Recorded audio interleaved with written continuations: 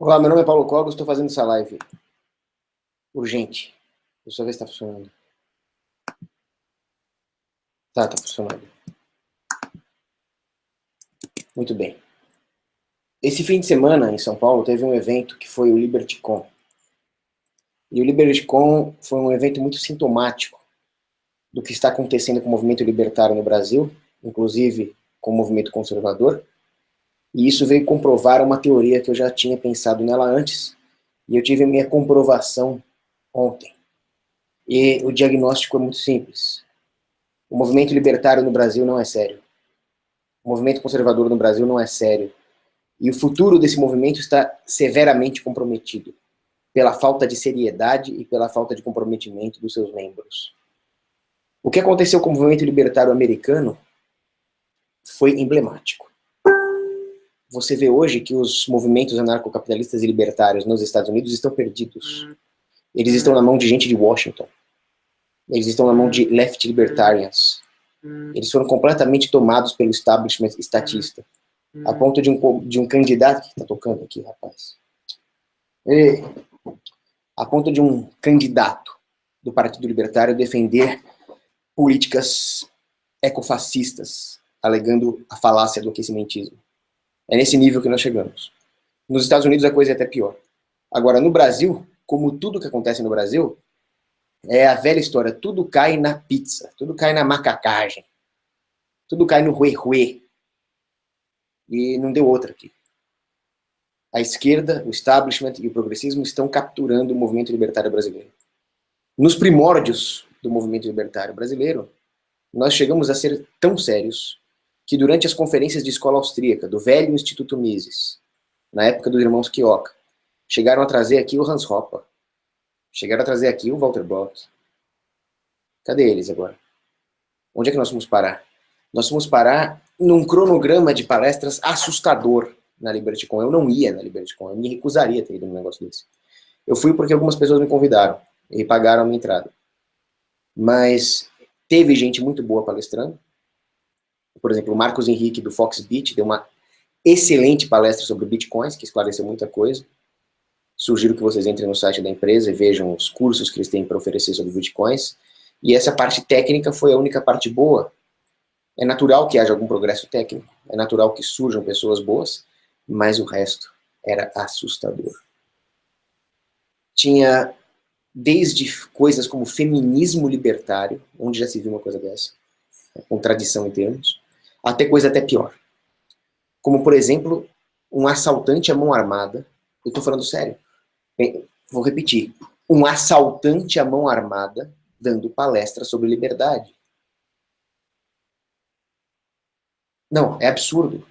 Tava um assaltante à mão armada junto com outro parasita lá que já processou uns caras por difamação ali, dando palestra, um cara que rouba o seu dinheiro, falando sobre liberdade. E o nível das palestras, o nível intelectual, o nível teórico, era extremamente rasteiro. Agora, até aí eu até entendo. O nível é rasteiro, a maioria das pessoas não leem os livros. Tem gente muito boa, mas elas não são ouvidas. Elas não recebem a devida atenção. Agora, chamar um assaltante à mão armada, a política está capturando o movimento. Eu já vou explicar por que isso acontece. Agora, o pior de tudo, o que me deixou mais irritado, e eu fiquei num estado de irritação, quase dando um raid. Aliás, eu dei um raid no meio do lobby do hotel. Roubaram uma sacola de livros que eu comprei. 6 revistas acadêmicas do Mises. Eu tenho as 4 primeiras edições, já li. Comprei as outras lá. A Mariana e o Rafael foram muito solícitos comigo. Mas eu deixei essa sacola em cima de uma mesa e furtaram. Crime.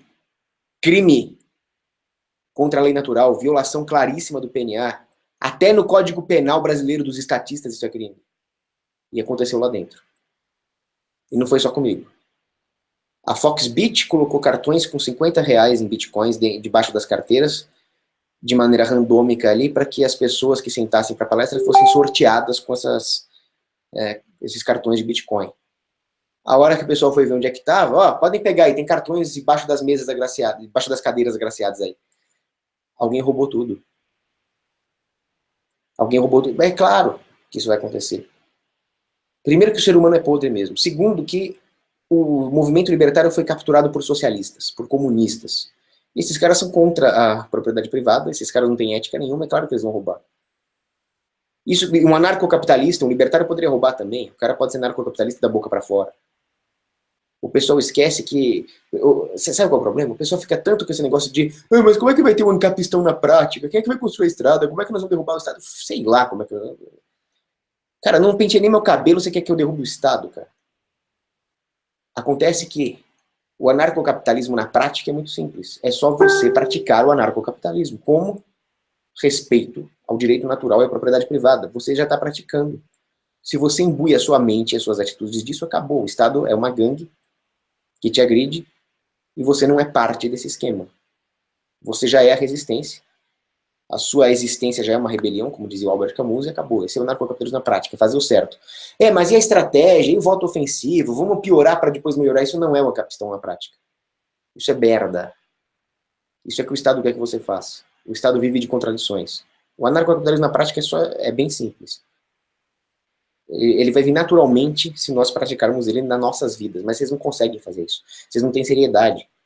Vocês insistem em tentar passar a perna, em tentar ganhar a curto prazo. Vamos ganhar notoriedade, vamos chamar o assaltantezinho à mão armada ali. Você sabe de que eu tô falando, né? Eu vou falar aqui porque eu tenho colhões. Fernando Holliday, ele é um assaltante à mão armada. Ele veio falar que imposto é necessário, votou a favor de cobrar quem estava devendo imposto, ou seja, ele é um ladrão, ele é assaltante. Ele te assaltou. Vocês não falam que imposto é roubo? É pior, um assalto a mão armada, escravidão, e o cara faz isso. Ele estava lá palestrando. Vocês acham que vocês acham que vocês vão conseguir a prática do capistão quando? Chamando um canalha desse para palestrar. Agora, me roubaram os livros ali. 300 temers de livros. Me roubaram. Sabe o que aconteceu? Porcaria nenhuma. Ninguém deu bola, fizeram piadinha.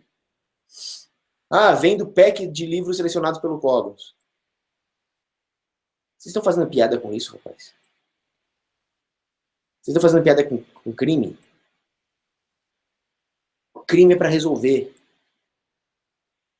Eu estou sendo vitimista? Estou fazendo piadinha. Não, pode fazer a piada, mas resolve. O problema é que ninguém deu bola na prática. O pessoal acha que isso é normal. O pessoal acha que crime é normal. Então não existe subsidiariedade no auxílio a alguém que foi vítima de um furto. Resultado? Chama a polícia privada do ancapistão. Pronto, começou a piadinha do lado estatista também. Mas foi assim que surgiu o Estado, porque as pessoas não se comportam de forma subsidiária. É assim que surge o Estado. Então ninguém está nem aí para os cartões da Foxbit que foram roubados. A Foxbit foi lesada. Ninguém está nem aí para os meus livros. Cada um continua cuidando do seu. Isso, continua cuidando do seu. Continua com o seu egoísmo randiano para ver onde você vai parar. Atomismo. A sociedade se divide. Eu sei que é um clichê, mas se você pegar um fardo de gravetos e tentar quebrar, você não vai quebrar. Separe-os e você quebra um a um. É isso que a falta de subsidiariedade faz. Sério, randianos deviam ser proibidos de entrar em eventos libertários. Porque eles são o catalisador do estatismo. Ao promover o individualismo atomista ao invés da subsidiariedade. Cadê a polícia privada no Capistão? Eu fui a polícia privada no Capistão ali. Teve uma moça que deixou o celular carregando no meio daquela horda de socialistas. Aí eu falei, não, vai lá que eu tomo conta do seu celular. Fiquei tomando conta do seu celular. Se alguém chegasse para roubar o celular dela, ia morrer. Ia morrer mesmo. Eu sou louco, cara. Eu ia matar o cara. Eu sou a polícia privada do Capistão. Pelo menos por 5 minutos eu fui uma polícia privada do Capistão. É só isso. É só isso, não é difícil. Desde que você tenha vergonha na tua cara, não é difícil. Mas ninguém faz merda nenhuma. Então, bom, acho que eu já desabafei aqui. Número 1, furto dentro da Liberticon, ninguém fez merda nenhuma. Número 2, assaltantes à mão armada dando palestra. Mas é claro que o assaltante à mão armada estava bem vestido, né? Estava de terno e gravata. Vocês ainda julgam as pessoas assim? Quer dizer que os axiomas da escola austríaca não valem nada se aquele que proferir os axiomas tiver o cabelo assim? Que tipo de fúteis, nominalistas idiotas vocês são? Vocês ainda julgam as pessoas assim. Vocês realmente são vítimas do marketing. Quem é bom de marketing é a esquerda. Enquanto vocês derem aos marqueteiros a vantagem da respeitabilidade, a esquerda vai estar em vantagem tática. Porque a esquerda é que é boa nisso. A esquerda é que é propagandista. A esquerda sempre foi boa em manipular. Os libertários, os conservadores, a direita, eles são podres nisso. Eles nunca foram bons nisso. Você sabe no que eles são bons? Eles são bons em falar a verdade. Agora, onde é que nós vamos parar se nós ceifarmos aqueles que falam a verdade porque eles são ruins de propaganda? Nós vamos parar no totalitarismo, já estamos parando. E o movimento libertário foi capturado por esse totalitarismo. Ele está se monopolizando. A grande vantagem que nós tínhamos, que era a difusão de ideias, a acessibilidade de agentes heterodoxos à opinião pública. Tudo isso está acabando porque tudo está se centralizando. Os pequenos portais, os pequenos sites não têm mais visibilidade. Porque os grandes têm dinheiro para comprar AdSense, AdWords, não sei nem qual a diferença dessas duas coisas. Eles estão monopolizando as editoras, eles estão monopolizando os eventos libertários. Os caras sérios têm pouquíssimos views. O simpósio de escola austríaca que teve aqui em casa, que é meia dúzia de gato pingado. O movimento libertário brasileiro perdeu a seriedade, perdeu as esperanças. Ou nós reagimos, ou nós vamos acabar igual o lixo do movimento libertário americano, que ele é mais à esquerda que o próprio Partido Republicano, que já é de esquerda. É esse o fim que vocês querem ter? Aquela figura deplorável daquele candidatozinho do Partido Libertário, defendendo o aquecimento global, com pautas left-lib. O Jeffrey Tucker, aquele depravado, deitado como se fosse um estrupício na Bolsa de Valores lá, falando que não pode fazer piadinha de helicóptero. Hayekianos. É assim que vocês querem acabar? Nós estamos nesse caminho. Agora eu vou falar um pouco da minha teoria. Por que eu previ que isso ia acontecer? E eu devia ter falado isso antes da LibertyCon, antes de tomar a decisão de lá. Pelo seguinte, existe uma coisa que eu chamo de ciclo socioeconômico longo. Existe um ciclo econômico que ele é bem visível no Brasil, que é o ciclo de fascismo. Ele está intrinsecamente relacionado à política monetária. Então, o governo expande a moeda, expande o crédito. As pessoas têm aquela ilusão de prosperidade material, enquanto o capital está sendo consumido. Eu já expliquei isso na minha palestra sobre a crise de 29. O fato é que vai acontecer um estouro da bolha, vai ter uma recessão. E isso ocorre mais ou menos a cada 7 a 15 anos. Por exemplo, entre o estouro da bolha do .com, né, a bolha da Nasdaq ali, e a crise de 2008, se passaram cerca de 7 anos. Foi um ciclo curto até. No caso do Brasil, entre o primeiro mandato Lula, ali, 2003, 2004, e a grande recessão que nós tivemos em 2016, foram cerca de 12 anos. O fato é que esses ciclos de fascismo duram entre 7 e 15 anos. Então, o ciclo de fascismo começa com aquela capa do Cristo Redentor decolando igual um foguete, né? E a mídia falando que o Odebrecht, que o Marcelo Odebrecht, que o Ike Batista são grandes empreendedores, grandes empresários. Depois, o Cristo Redentor cai, aquela ideia de que o Brasil é a bola da vez acaba, e nós temos uma recessão. Então, esses empresários, alguns são presos, e recomeça um novo ciclo de fascismo. Isso é puramente econômico, com corolários sociais. Mas existe aquele que é social com corolários econômicos. São ciclos sociais mais longos, por isso que eu chamo de ciclo socioeconômico longo. Eles têm uma duração, aí, um ciclo de 30 a 60 anos. Como eles ocorrem? Os engenheiros sociais estão sempre tentando solapar os pilares da civilização. Só que chega um ponto em que eles batem na lei natural impressa no coração dos homens. Eles não conseguem ir além disso, antes de continuar o ciclo de solapamento dos pilares civilizacionais. Por que eles calculam mal? Eles calculam mal porque, por mais competentes que os burocratas e engenheiros sociais sejam em destruir a civilização, eles, por definição, não estão sujeitos à administração de mercado. Quem explica muito bem isso é o próprio Ludwig von Mises, no livro Bureaucracy.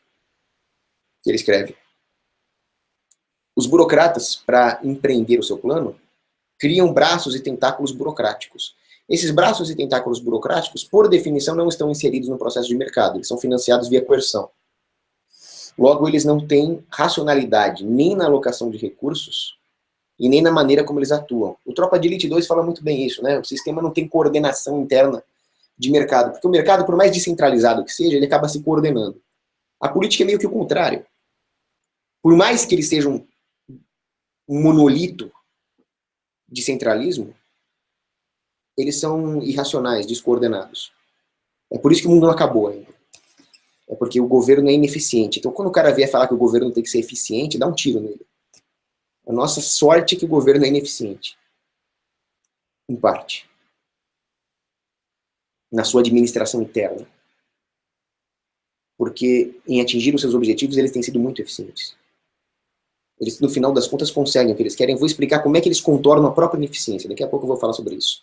Mas o fato é o seguinte, o próprio Mises diz, os burocratas das repartições subordinadas, menores, não vão controlar os próprios gastos. Porque eles têm métricas irracionais de eficiência. E eles vão atingir essa métrica gastando recursos públicos que não vão entrar no cômputo da meta. Então eles não têm uma coordenação como uma empresa tem, uma coordenação corporativa. Cada burocrata vai querer o máximo de recursos para si. Não só para financiar suas próprias atividades, como também para financiar o aumento do seu aparato burocrático.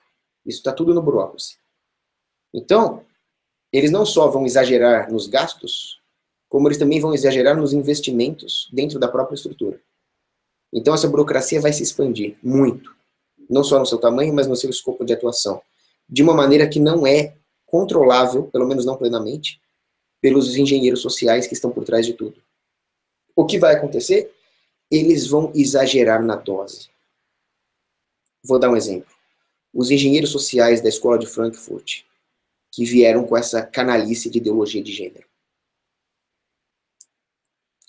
Eles querem destruir a identidade das pessoas, destruir a complementariedade entre os dois sexos que existem, homem e mulher, que Deus criou.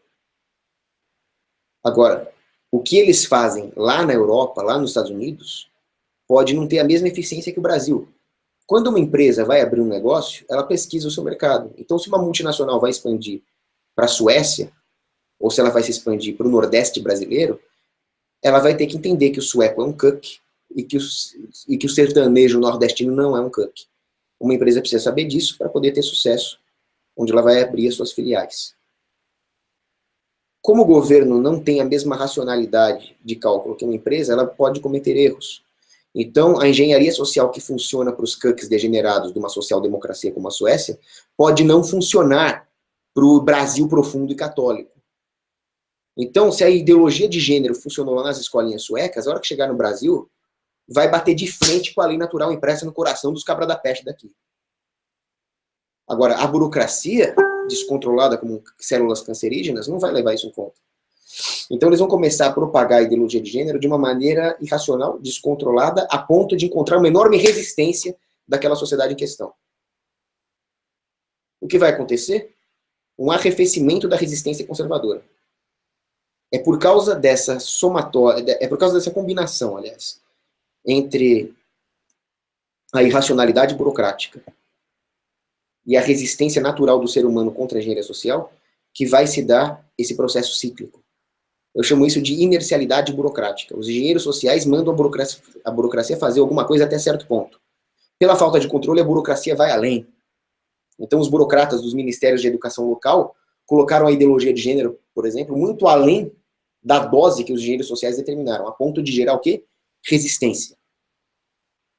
Era preciso esperar mais solapamento das famílias do mercado antes de colocar mais dose de lavagem cerebral gramsciana.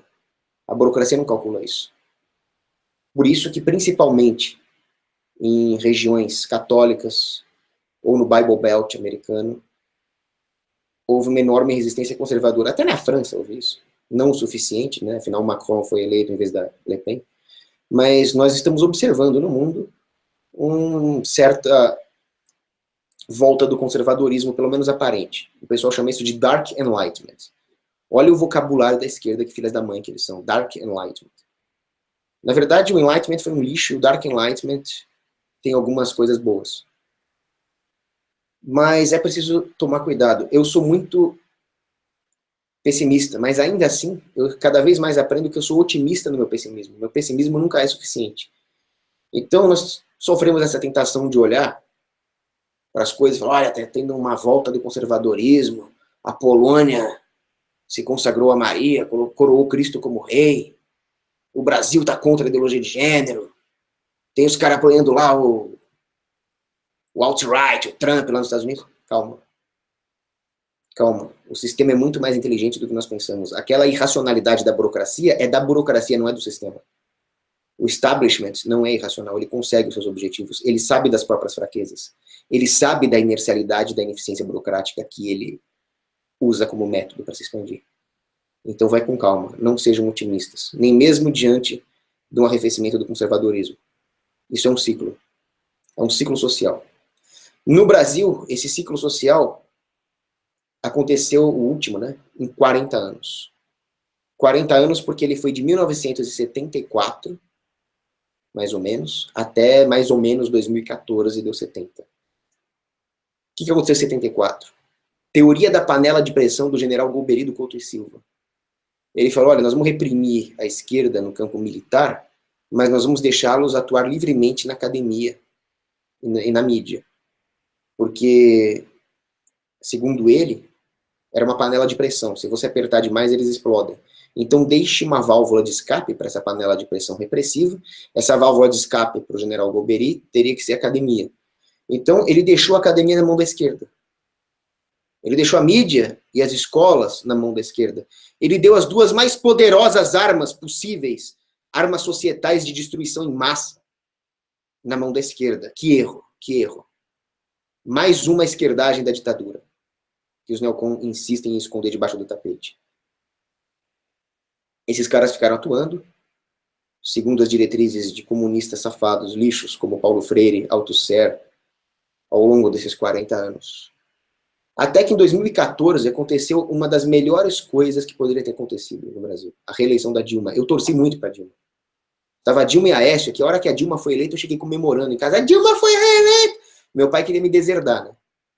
Mas aí eu expliquei para ele por que eu estava torcendo para a Dilma. Falei, o ciclo de progressismo acabou. Vai ter um arrefecimento do conservadorismo. Nós vamos poder falar até em separatismo agora. Agora, em ciências militares, em estratégia militar, existe um tipo de operação militar chamada aproveitamento do êxito. O que é isso? Não adianta você ter uma vitória no campo de batalha, uma vitória tática, e não souber aproveitá-la estrategicamente.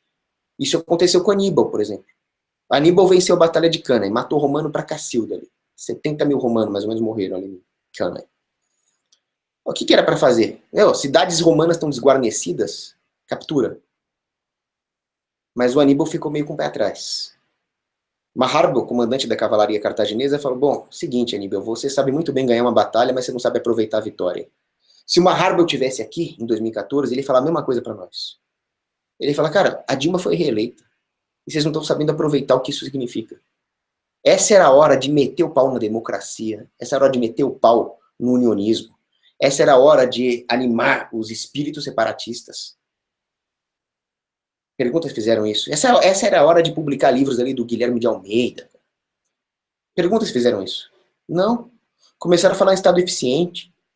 Começaram a sair na rua batendo panela com verde e amarelo. Isso é o contrário de aproveitar o êxito. Agora, quem é que estava por trás? O sistema. O sistema sabe aproveitar as derrotas, nós não sabemos aproveitar os êxitos. É claro que o sistema queria o Aécio, não a Dilma. Mas, mais uma vez, a burocracia, a inercialidade burocrática foi muito além do que eles imaginavam. O suborno eleitoral do Bolsa Família foi muito além do que eles imaginavam. Funcionou bem demais, a ponto da Dilma ser reeleita. Não era o que eles queriam, mas eles souberam aproveitar a derrota. Eles souberam fazer aí o MBL, esses lixos. O que é tudo isso aí? Isso aí é refúgio do sistema. Eles não deixaram que nós tivéssemos a chance de aproveitar o êxito. Dá a entender que no Brasil a volta do conservadorismo foi maior do que a média mundial. Por quê? Ora, porque nós tivemos uma coincidência muito interessante no Brasil. o fim do ciclo econômico de fascismo coincidiu com o fim do ciclo socioeconômico longo de progressismo. Mas, num curto espaço ali, entre 2014 e 2016, nós estávamos enfrentando a recessão econômica, né, a crise do inflacionismo, com o povo de saco cheio do PT e uma volta dos ânimos conservadores. O fim dos dois ciclos coincidiu. Era a hora de aproveitar.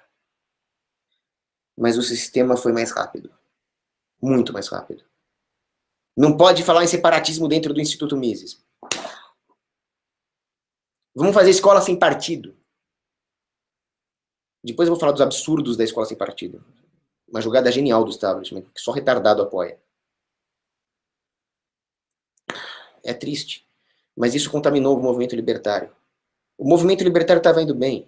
Tinha uma forte influência do Hans Hoppe. Tinha meme de helicóptero à vontade. Mas o que aconteceu?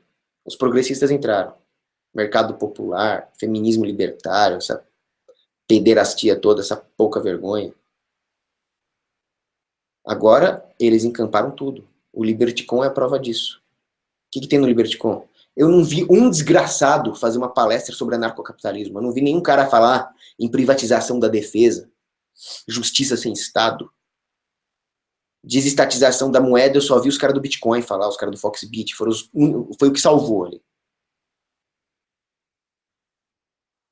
O resto era liberalismo, a participação na política, esses lixos.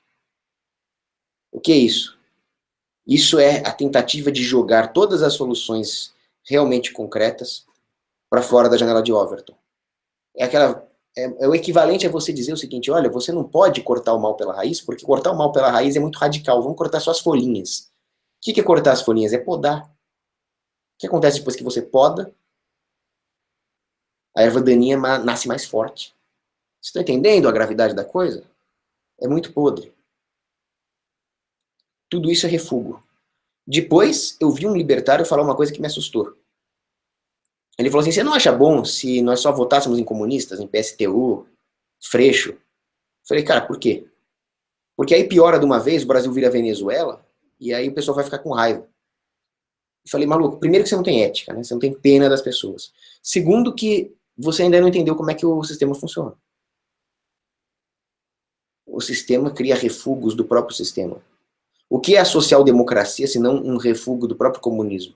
Antes que as pessoas fugissem para a rejeição total do estatismo, veio a social-democracia para balizar a janela de Overton. O que é a teoria das tesouras de Lenin? Cara, os caras estão muito à frente. Vocês estão fazendo essa... É um termo bem feio, né? Mental. Enquanto os caras são estrategistas políticos há 7.000 anos. Aí vem um libertinho com a camisa do Livre lá e fala: vamos votar no pior para ferrar tudo de uma vez. 7.000 anos de estratégia política, rapaz. O que você está falando? E o pior é que a camiseta do cara, aquele roxinho cor de vômito, um Barney genérico ali, escrito Livres, aquilo é a prova do que eu estou falando. Não adianta piorar para depois melhorar. Nós já pioramos, nós já tivemos 12 anos de PT. Em vez de melhorar, o que aconteceu? O Livres, o coisinho roxinho. Eles são piores do que o socialismo. Por quê? Porque o socialismo te diz que o liberalismo, que a liberdade econômica é errado. O liberalismo é errado mesmo, mas o socialismo diz que a liberdade econômica é errada. Que os ideais de liberdade econômica são errados. E o que o Livres faz? Eles deturpam os próprios ideais de liberdade econômica. Eles não falam que é errado. Eles falam que é certo. Mas eles vendem outra coisa. Eles vendem um zumbi de ideais de liberdade econômica. Isso é ideologização de uma ideia. Ideologias são sempre ruins. Ao invés de fazer uma aferição científica e racional de por que a liberdade econômica funciona partindo de apriorismos, axiomas da escola austríaca, não. Eles tratam a liberdade econômica como uma maldita política pública. É grave. E o pior, uma menina lá do Livres veio lá no Liberticon e falou assim: não, nós do Livres representamos todas as vertentes liberais e libertárias. Vocês representam as vertentes que não acreditam em representação política? Por definição, não, né? Vocês representam as vertentes que defendem a secessão individual, de forma que o Estado não tenha poder para coagir essas pessoas? Também não. Vocês são democratas, né? Então não vem falar que vocês representam todo mundo. Mais uma vez a falácia da representatividade. A escola sem partido é o refúgio também. Nós temos doutrinação marxista nas escolas? Óbvio que temos. Pergunta para um estudante de ensino médio o que ele acha sobre distribuição de renda, ou se ele conhece Marx, ou se ele conhece Keynes, ele vai falar que conhece. Agora chega para ele e fala, escuta, você sabe quem foi von Bauer? Você sabe quem foi Menger? Você sabe quem foi Jean-Baptiste Say? Então, existe doutrinação na escola, claro. Qual é a solução? Vamos desestatizar a escola? Não, isso é radical demais. Vamos acabar com a escola pública? Vamos acabar com o MEC? Não, isso é radical demais. Vamos fazer a escola sem partido e oficializar a doutrinação? Vamos! Vocês não estão entendendo que se o governo decretar o que é imparcial e o que é parcial, nós estamos substituindo a ciência pela política? É o governo que vai decretar isso, afinal é ele quem vai proibir ou não proibir? E aqueles que realmente estiverem doutrinando as crianças nem mais poderão ser acusados disso, porque não tem doutrinação por decreto, né? É muito podre. Mas isso é um refúgio. É um refúgio do sistema. O pessoal está irritado com a doutrinação marxista. Vamos oficializar a doutrinação com um nome bonitinho, que é proibição da doutrinação. Escola sem partido. Escola sem partido! Esse nome é marketológico. Tá na cara que ele é do mal. Se fosse alguma coisa séria, ele ia ter um nome feio. Ele ia ter algum nome do tipo... a aplicação do capitalismo e do direito de propriedade... Já sei, se fosse alguma coisa séria, ia ser mercadologização da educação, que é uma coisa boa. Afinal, a educação é uma mercadoria, sim. Ia pegar muito mal e não ia vingar. Eis a história da humanidade. Terminologia contra a realidade. A terminologia está ganhando por culpa de vocês. Antisseparatismo, não preciso nem falar. Do lado dos neocon, você tem aí apoio ao Bolsonaro. O Bolsonaro que deu dinheiro para os terroristas do Hamas, vocês estão apoiando esse cara. Enfim, eu não sei onde isso vai parar. Ou vocês reagem, ou nós vamos se ferrar. Tem pessoas boas? Tem. Sempre tem. Da mesma forma que existem empreendedores heróicos, e a sociedade é de certa forma construída por eles, não só o cara que tem uma grande ideia inovadora, mas o peão trabalhador que acorda todo dia para se matar no trabalho, em troco de nada, se não dá dignidade para a família, isso já é um ato de heroísmo, né? Esses caras existem. E eles existem no campo intelectual também. Isso é uma outra causa da reação conservadora que nós estamos vendo. Existe o refúgio do sistema? Existe, mas também existem conservadores sérios que estão reagindo. Eu, modéstia à parte, sou um deles. Existem vários outros, tem o Stephen Molyneux, tem o Eric Cantwell, tem o Paul Joseph Watson, tem o Alex Jones. Esses caras surgem. Thomas Carlyle, grande pensador, quando ele escreveu sobre a Revolução Francesa, ele escreveu exatamente isso. Num momento de tanta crise, de tanta perversão intelectual e moral como era a Revolução Francesa, surgem heróis. Tempos difíceis acabam criando homens fortes, sim. O problema é que a desonestidade da esquerda, a desonestidade do progressista acaba capturando as próprias ideias desses heróis, pervertendo-as e vendendo uma ideia errada.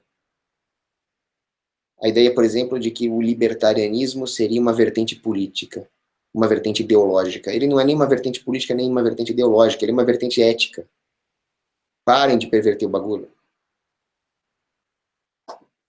Outra coisa que vem acontecendo aqui é que quando eu vejo os caras lá na LibertyCon falando exatamente as mesmas coisas que qualquer comunista, Estado eficiente, direito à educação e saúde, tem nego que fala lá e fala, eu sou a favor do Estado mínimo cuidando da saúde, transporte e educação. Que Estado mínimo é esse, rapaz? Sabe o que é isso? Heidegger explica isso. Heidegger dizia o seguinte: existe um verdadeiro aparente, que seria o aspecto ôntico de alguma coisa, que não é necessariamente coincidente com o seu aspecto ontológico, que diz respeito à essência do ser. O aspecto ôntico seria essa aparência, aquilo que se vê, aquilo que é sensível. Então, usando Heidegger para fazer uma análise política, nós vemos o seguinte: todas as vertentes mainstream, do gradualismo ao PSTU, todas elas estão alinhadas ontologicamente com o Estado, com o projeto de Estado mundial, com o projeto progressista, todas elas. O que elas têm é uma discrepância ôntica. As cores são diferentes, os termos são diferentes, o discurso é diferente, as roupas são diferentes. Você tem desde a feminazi com o sovaco peludo até o carinha de gravata borboleta liberal.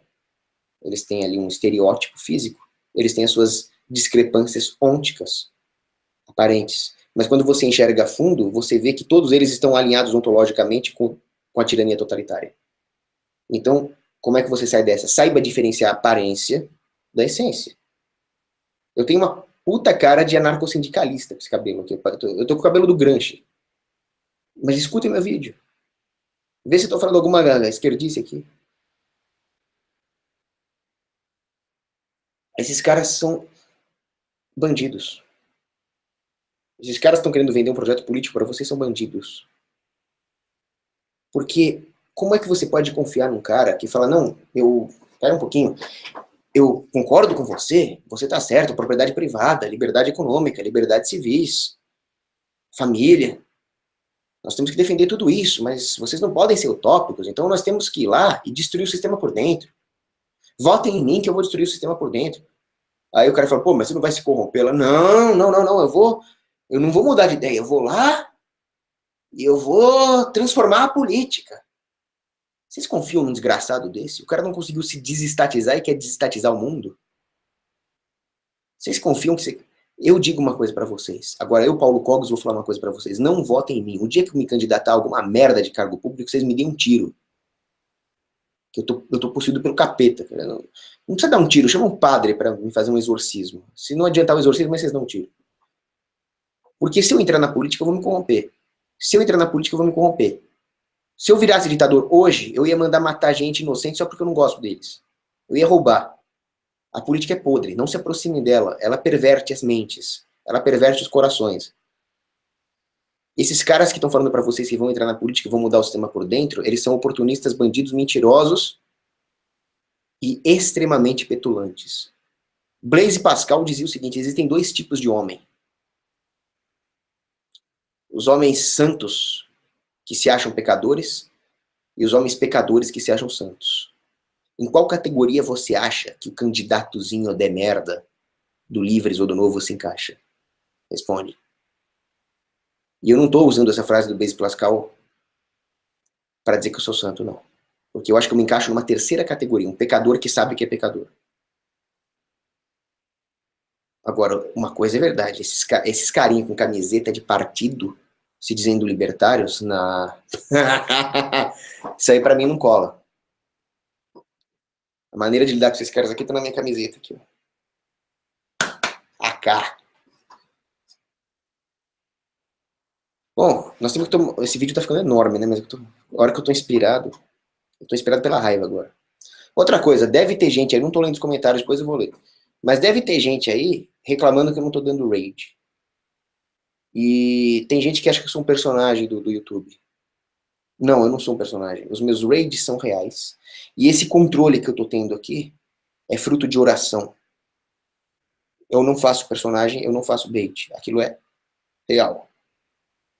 Só que eu tô cansado de chegar nos lugares e as pessoas me tratarem como um mascote ou como uma caricatura. Porque tudo que eu falo sério. Se vocês não levam a sério, é porque vocês estão doutrinados. Eu posso ter alguns erros por falta de estudo? Posso. Mas por uma fé, por palhaçada, não. Ninguém tá de palhaçada aqui. Vocês estão chamando gente para palestrar que tá com projeto de candidatura para vereador. Vocês estão chamando gente que só se preocupa com métricas de Google Ad fucking shit. Eu não me preocupo com essas porcaria, não. Eu tô aqui pra falar a verdade. E vocês acham que eu é que não sou sério. Cara, vocês podem até achar que eu sou cômico. Mas falar que eu não sou sério é porque o sistema tá vencendo. Vocês têm que pensar numa coisa. Agora eu vou fazer uma viagem muito psicodélica aqui. E sem maconha. Vocês já ouviram falar na experiência das fendas? É um negócio em física, que tem as partículas que passam por dois feixes, é um negócio muito louco. E quando você não está olhando, as partículas, elas estão passando pelas fendas ao mesmo tempo. Um negócio bem doidão, quântica. E quando você está olhando, elas estão passando por uma das fendas, especificamente. Existe muita filosofia da ciência lucubrando sobre isso. Mas o que daria para dizer é o seguinte: o sistema se vale da própria mudança das pessoas em relação à percepção. É claro que é possível perceber quando nós somos vítimas de uma tirania. Por exemplo, ontem eu fiquei extremamente sentido quando roubaram meus livros. Eu duvido que o bandido que roubou vai devolver. Agora, Deus me dá tantas graças que eu não vou também ficar cabisbaixo e deprimido por causa do roubo dos livros. Mas você sente aquela injustiça dentro da alma, né? Você sente quando as coisas estão erradas. Então existe uma percepção. Da mesma forma que o nosso inconsciente consegue se comunicar com o mundo sensível material de alguma forma misteriosa, de forma que a nossa capacidade de atuar no mundo e observar e de ser conscientes da nossa atuação no mundo faz com que haja essa ponte entre a nossa consciência imaterial e o mundo físico. Da mesma forma que a nossa observação muda a maneira como as partículas se comportam em relação às fendas. Eu estou fazendo uma viagem bem louca mesmo. Agora, seria muita petulância achar que a matéria ou a consciência do outro não alteraria a maneira como a nossa consciência percebe essa relação. E o Estado sabe manipular isso. Ou seja, o Estado sabe nos dar a ilusão de sermos livres, mexendo nas instituições. O que são as instituições? Os arranjos dos recursos materiais no mundo. É o que o socialismo faz. Ele distorce os arranjos materiais no mundo, mas isso muda a percepção das pessoas. As pessoas vão numa balada, vão num show, vão num restaurante overpriced, vão no cinema ver um filmezinho blockbuster mequetrefe e acham que são livres e prósperas.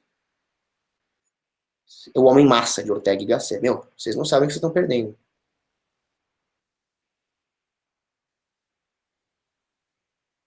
É aí que entra uma coisa que eu chamo de...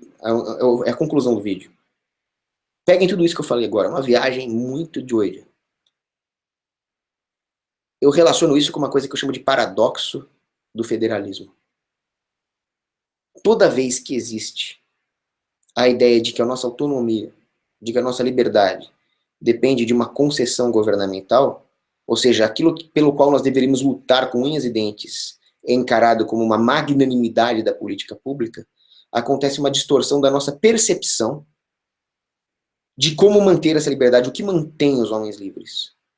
O fenômeno social da liberdade, ele é causado pelo quê? Qual a causalidade dele? Causalidade é o homem não se deixar levar pelas falsas promessas do demônio político, da serpente política, os publícolas. Qual é o paradoxo do federalismo? O paradoxo do federalismo é que o federalismo, sendo ele uma política pública que concede autonomia, ao invés de assumir que a autonomia é um direito natural do homem, faz com que as pessoas tenham uma percepção errada da causalidade dessa autonomia, uma falsa autonomia, e atribuam ela a uma política pública, de forma que gera uma centralização. Ou seja, da descentralização surge uma centralização ainda maior. É isso que eu chamo de paradoxo do federalismo. Quem descreveu isso muito bem foi o Tocqueville, falando da Revolução Francesa. Agora, exatamente como se dá esse mecanismo? Voltamos ao comecinho do vídeo. Falta de subsidiariedade. Não é só eu lutar pelo meu. Se eu lutar pelo meu, eu perco. Mas se eu lutar pelo outro, e o outro lutar por mim, e o outro lutar assim por diante, formar uma subsidiariedade na resistência contra o Estado, da mesma forma que funcionava uma falange espartana, o meu escudo não protege só a mim. O meu escudo me protege e protege o flanco direito do meu companheiro da esquerda. E o meu flanco direito é protegido pelo escudo do cara que está à minha direita aqui. Isso é uma falange espartana. É assim que tem que funcionar. Subsidiariedade. É só isso que vence o Estado. Enquanto o roubo das coisas alheias for só o roubo das coisas alheias, nós estamos ferrados. Quando o roubo das coisas alheias for um atentado contra a nossa liberdade, aí nós vamos ter alguma chance. Então, essa seria a ideia da polícia do capistão. Ela começa também na moralidade. Moralidade que eu não vi no Liberticon. exceto por algumas pessoas muito especiais que eu conheci ali e que se dispuseram a me ajudar e até me ressarcir. O Rafael do Instituto Mises, a Beatriz do Fox Beach e outras pessoas, indivíduos, vieram me ajudar. Mas tudo que eu vi de bom e de sublime partiu de indivíduos específicos. O sistema continua sendo esse monstro frio, como dizia Nietzsche. Acabei. O estado mais frio dos monstros, né, ele falava. Deixa eu ver se tem algum comentário relevante aqui. Agora vocês vão me desculpar, que é sempre aquela parada técnica que me atrapalha. Ah, aqui os comentários. Bom, tem cara xingando aqui de palavrão, sem dar argumento. É o que eu tô falando. Deixa eu ver se tem alguma pergunta. Eu não vou estender essa live respondendo pergunta idiota. Tem o cara perguntando se eu pago imposto. Seja lá qual for a resposta, eu não posso falar em público, né? O cara não para nem pra pensar.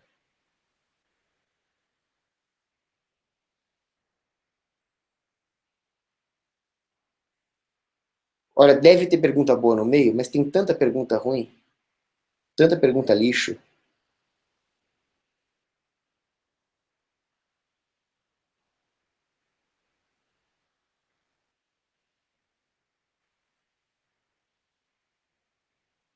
Só vou responder uma pergunta, que tá me dando raiva ler essa pergunta. De um cara chamado ALR12. A pergunta é fora do tema, mas eu vou responder porque eu gostei dela. Ele diz: Cogos, eu sempre fui ateu e quero acreditar em Deus. O que eu faço? Me ajuda. Estou lendo a Bíblia e o Catecismo da Igreja Católica, mas ainda não tenho fé. Bom, claro, você tem que ler a Bíblia e o Catecismo da Igreja Católica. Mas a fé é um dom de Deus. Então eu sugiro que você reze, faça jejum, penitência e caridade. Porque fé é um dom de Deus. É o dom de Deus. Ele vem da graça. Ele não vem lendo. Você pode ler todos os argumentos da teologia natural e não ter fé. Então reze. Vou rezar por você. Rezar uma Ave Maria para você ter fé. E quando você pede fé para o Espírito Santo, é uma oração que é sempre atendida. 100% das vezes. Isso é uma verdade teológica. O pedido de mais fé nunca é negado. Oh, saiu aqui, rapaz.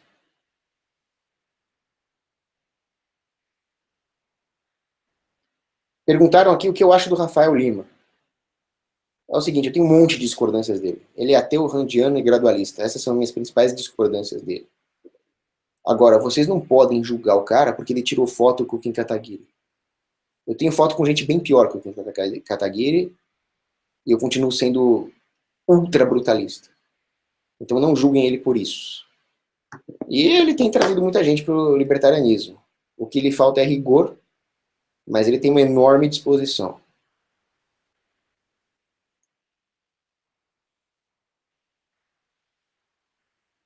Bom, última pergunta. O Ivan pergunta, Cogos, como limpar o movimento? Eu não sou a favor de fazer uma limpa física. Eu sou a favor de fazer uma limpa intelectual e moral. As pessoas têm que perceber o valor da moralidade, tem que ler os livros, não adianta ficar vendo meme, e expurgar cultural e intelectualmente as pessoas que não fazem parte, que são alienígenas ao movimento. O cara que defende establishment, o cara que defende Banco Central, o cara que é contra o separatismo da Catalunha, né, o Fábio Ostraman. Esses caras têm que ser informal e espontaneamente boicotados e expurgados. Fim. Quanto à palestra do Rupo, eu vou ver ela daqui a pouco. Aí eu vou fazer uma live sobre ela. Grande abraço, beijo para as meninas.